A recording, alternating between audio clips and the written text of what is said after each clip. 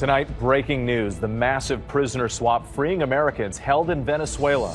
The stunning news late today, 10 Americans and permanent U.S. residents coming home from Venezuela after a complex prisoner swap involving hundreds of Venezuelan migrants sent to a notorious prison in El Salvador.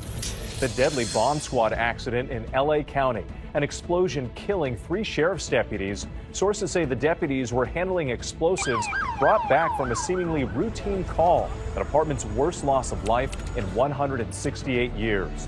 President Trump under pressure, calling for the release of grand jury testimony in the Epstein case, what the Justice Department has just done. The mid-air scare, a passenger reportedly trying to open an emergency exit and shoved a flight attendant who tried to stop him, the pilot making an emergency landing.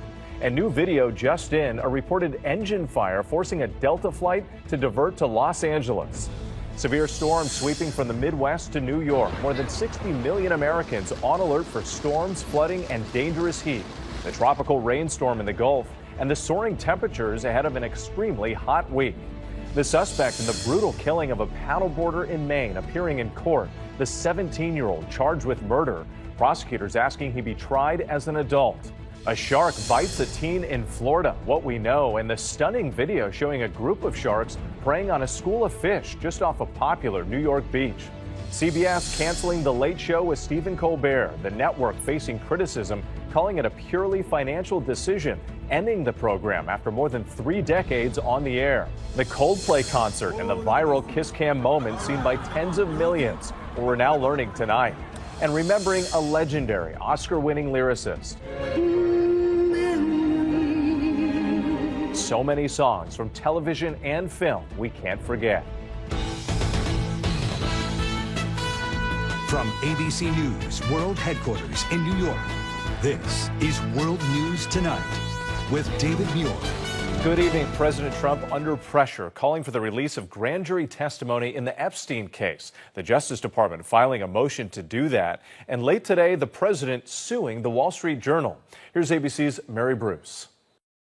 Tonight, as President Trump tries to silence an uproar from some of his own supporters, the Justice Department now asking courts in New York and Florida to unseal grand jury records in the case of convicted sex offender Jeffrey Epstein. Trump saying, based on the ridiculous amount of publicity given to Jeffrey Epstein, I have asked Attorney General Pam Bondi to produce any and all pertinent grand jury testimony, subject to court approval. But that could take weeks or even months and would not fulfill his team's promise to release the full FBI files on Epstein. Here's the problem. The grand jury testimony is largely about Epstein and Maxwell, not about all the rich and powerful men who abused, assaulted, and abandoned young women. Those people are still being protected. Today, I asked the president why he isn't doing more. Mr. President, why haven't you ordered Pam Bondi to release the full files? The president's announcement came just hours after the Wall Street Journal reported that in 2003, he allegedly sent Epstein a letter the paper described as, quote, bawdy for Epstein's 50th birthday.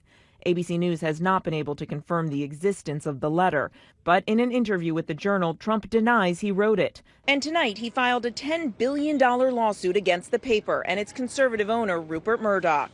The president once had a friendly relationship with Epstein, socializing in New York and Palm Beach. In 2002, he told New York Magazine, I've known Jeff for 15 years. Terrific guy. He's a lot of fun to be with. It is even said that he likes beautiful women as much as I do, and many of them are on the younger side. No doubt about it, Jeffrey enjoys his social life. When Epstein was arrested in 2019, Trump said they'd had a falling out and hadn't spoken in 15 years. Some of Trump's top supporters, including his FBI director, Kash Patel, and Patel's number 2, Dan Bongino, have long promoted shadowy Epstein conspiracies. I don't trust any story they tell me about Jeffrey Epstein. There is a reason this client list is hidden. Earlier this year, Bondi said she had that list. It's sitting on my desk right now to review. But over the 4th of July weekend, the Justice Department and FBI said the list didn't exist and that they would not release any more information about Epstein, leaving some of the president's top supporters disillusioned. Dan Bongino, who's always like shouting from the rooftops, we're going to get to the bottom of this and find out who these people are. Everyone's saying, no, Epstein killed himself. No, nothing to see here. And it's like, okay, well, that's why people are cynical. And Whit, tonight, some of the president's top supporters are celebrating the president's decision to release this kind of testimony, though this is a lengthy process. These kinds of transcripts are usually highly protected, but some of the president's supporters say this is uniting the MAGA movement, though it remains to be seen just how much new information will ultimately be released. Whit. Mary Bruce at the White House tonight. Thank you. 10 Americans and permanent U.S. residents seized and held by authorities in Venezuela are now coming home. The U.S. Embassy in Venezuela releasing this photo of the Americans.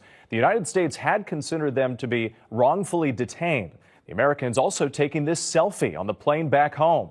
In the exchange, El Salvador released more than 250 Venezuelans who had been deported in the Trump administration's crackdown. The U.S. had sent many of those Venezuelans to a notorious prison in El Salvador in that airlift back in March.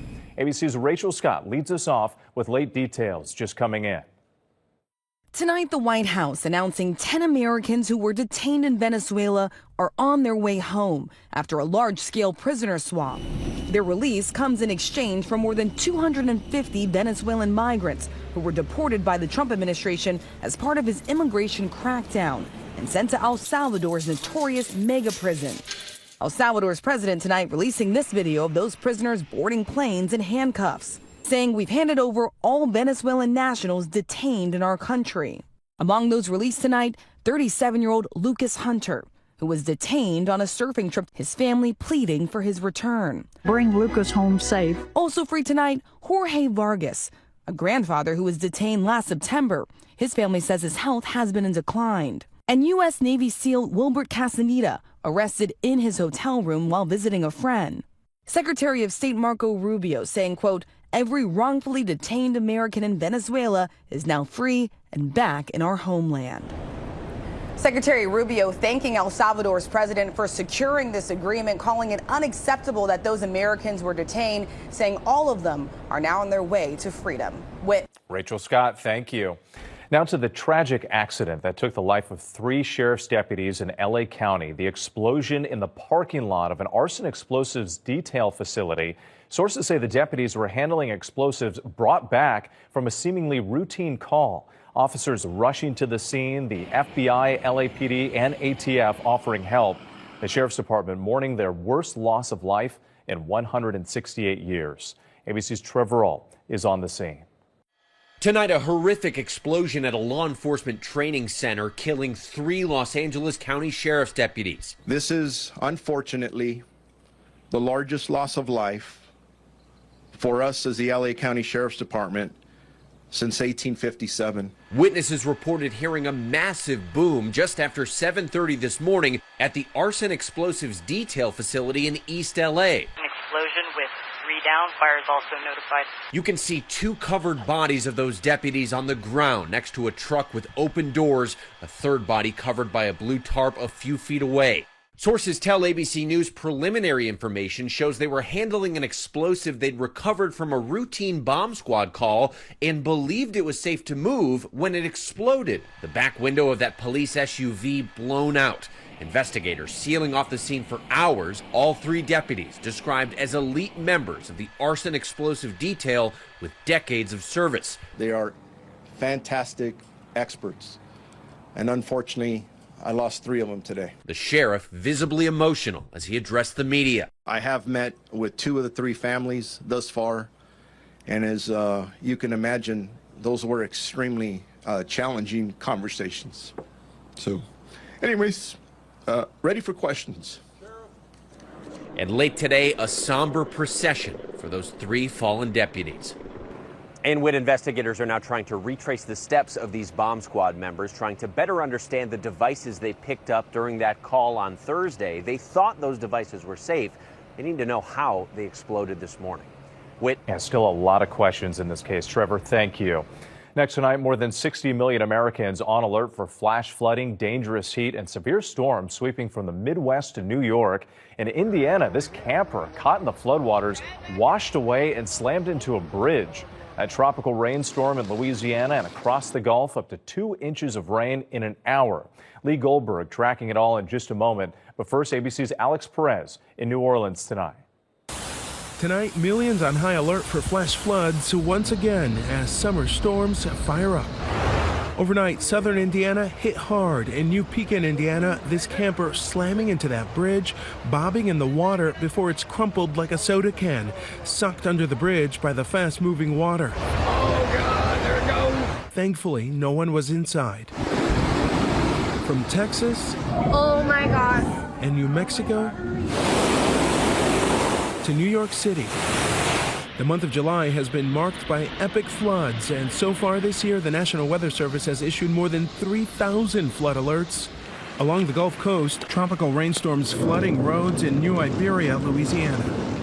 And a flood watch remains in effect for southern Louisiana and Mississippi through tomorrow as this Gulf-fueled system moves in. Up to 2 inches of rain an hour possible in some areas. Whit. Alex Perez, thanks. Let's get right to Chief Meteorologist Lee Goldberg from our New York station WABC. And Lee, the risk of dangerous flooding continues tonight. And through the weekend, Whit, for many. Now, that flood watch will continue for parts of Louisiana and Mississippi for rounds of rain.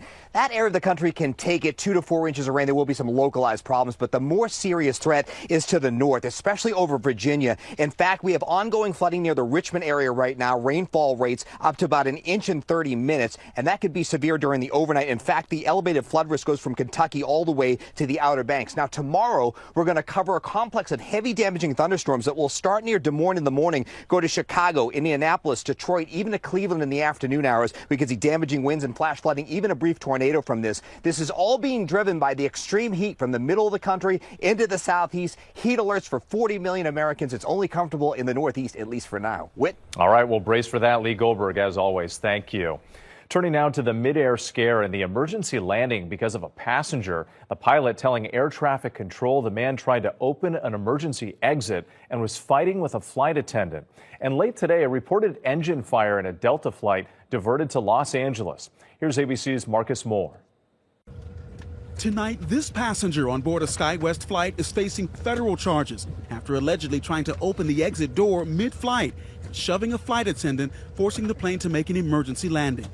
The passenger jet traveling from Omaha, Nebraska to Detroit Thursday with 71 passengers and crew on board. Listen as the pilot alerts air traffic control to a disturbance in the cabin with one of the passengers. In a fight with our flight attendant right now, trying to open the emergency exit. About half an hour later, the plane diverting to an airport in Cedar Rapids, Iowa. Video showing officers escorting that passenger, identified as 23-year-old Mario Nickprella, off the aircraft. The FAA says there have been 871 reports of unruly passengers so far this year. And tonight, the FAA says they're also investigating a new incident. This video showing a reported engine fire that forced a Delta plane headed to Atlanta to divert back to LAX right after takeoff. The FAA saying the plane landed safely and taxied back to the gate without incident. With the passenger on that SkyWest flight remains in jail tonight, SkyWest says it has zero tolerance for unruly behavior and that the flight continued on to its destination with no other issues. Whit. All right, Marcus Moore, thank you. Now to the suspect in the brutal killing of a paddleboarder in Maine, appearing in court. The 17-year-old charged with murder, and now prosecutors are asking he be tried as an adult. Here's ABC's chief investigative correspondent, Aaron Katursky. Tonight, the 17-year-old arrested in the death of paddleboarder Sunshine Stewart has been charged with murder. Court records identify the teen as Devin Young from Frankfort, Maine, and prosecutors say he acted with depraved indifference to Stewart's life when he allegedly strangled and bludgeoned her to death. Stewart's body was found on this woodsy island earlier this month. ABC News was granted access to the idyllic private pond where she had gone out paddleboarding alone. This is the spot where Sunshine Stewart left on her paddleboard. She put the board in the water, went for a quick swim, came up on that ladder, got on the board, and paddled out to 100-acre island. Around the back side of that island is where her body was found. Sources told ABC News the teen had been summering with his family at the same campground as the 48-year-old. As relieved as I am that we have some answers, it still just brings up just as many questions. It makes no sense. Today, Young appeared remotely in front of a judge and denied the allegations. The judge ordered he be kept at a juvenile detention center in Portland until his next court date in August. This is Crawford Pond. It is simply magnificent, a real summer haven, and people here are just baffled. Not only the alleged killer was so young, but also living among them. Aaron Katursky, our thanks to you tonight. When we come back, the TSA opens new lanes to speed up airport security. We'll tell you who gets to use them. The teen surfer bitten by a shark off the East Coast today. And the incredible video coming in, the shark feeding frenzy near a popular New York beach. Plus the kiss cam moment causing a firestorm on social media. The new developments tonight. Next tonight, a teenager bitten by a shark while surfing in Florida. Officials say the 18-year-old was in the water near New Smyrna Beach this afternoon when a shark bit his foot. He's being treated for his injuries. And further up the East Coast, stunning new video. Take a look at this. As sharks go on a feeding frenzy, drone video shows an aerial view of bunker fish near New York's Fire Island. Sharks can be seen feasting on this buffet of thousands of tiny fish. The drone operator says a shark swam near 2 snorkelers, but they did not seem to notice. Well, new lanes easing up air travel for service members and families. Travelers will notice the honor lane and families on the fly lines at more TSA checkpoints. Uniformed members of the military can access honor lanes to move through security quicker. And the Families on the Fly program is rolling out dedicated lanes in areas where families often travel with children. When we come back, a movie prop whips up a big sale on the auction block. Details on the price tag and the royal connection. To the index now, and the end of an era for The Late Show with Stephen Colbert. CBS is canceling the franchise in May of 2026. Despite some public criticism, the network's president says this is purely a financial decision and is not related to the show's performance, content, or other matters at CBS's parent company, Paramount. The Late Show began in 1993 with host David Letterman. A kiss cam sets off a firestorm on social media. The camera zoomed in on this couple embracing during a Coldplay concert in Boston. The two quickly ducked away from the camera. Coldplay frontman Chris Martin reacted, saying they're either having an affair or just very shy. The CEO of tech company Astronomer is reportedly the man in the video. Astronomer says it has launched an investigation. An iconic movie prop snaps up a fortune at auction. Harrison Ford famously cracked this whip in Indiana Jones and the Last Crusade. The winning bid, a staggering $525,000. The prop is not only a piece of film history. Ford gave the whip to then Prince Charles back in 1989, who gifted it to the late Princess Diana. Still ahead here, he crafted the songs that brought movies and TV shows to life. Tonight, we're remembering a legendary Hollywood lyricist. Finally tonight, remembering Alan Bergman, the lyrical mastermind who gave life to the silver screen. Alan Bergman was an award-winning lyricist behind timeless hits of the 70s and 80s. Writing multiple TV and film theme songs, including for the sitcoms Maude and Good Times. And from the 1982 film Tootsie, the song It Might Be You. Bergman known not only for his talent, but also for his enduring partnership with his songwriting wife, Marilyn, who died in 2022 at 93. The couple writing hundreds of songs together, winning 4 Emmys, 2 Grammys, and 3 Oscars over their career. Among their most famous lyrical works, You Don't Bring Me Flowers, written with Neil Diamond, later becoming a classic Barbra Streisand-Neil Diamond duet, performed at the Grammys in 1980. You don't bring me flowers. And arguably their biggest success, The Way We Were, recorded by Streisand for the 1973 film of the same name. Streisand performing at the Oscars in 2013. In the wake of Marilyn's death, Streisand writing, Marilyn and Alan Bergman were like family. Their songs are timeless, and so is our love.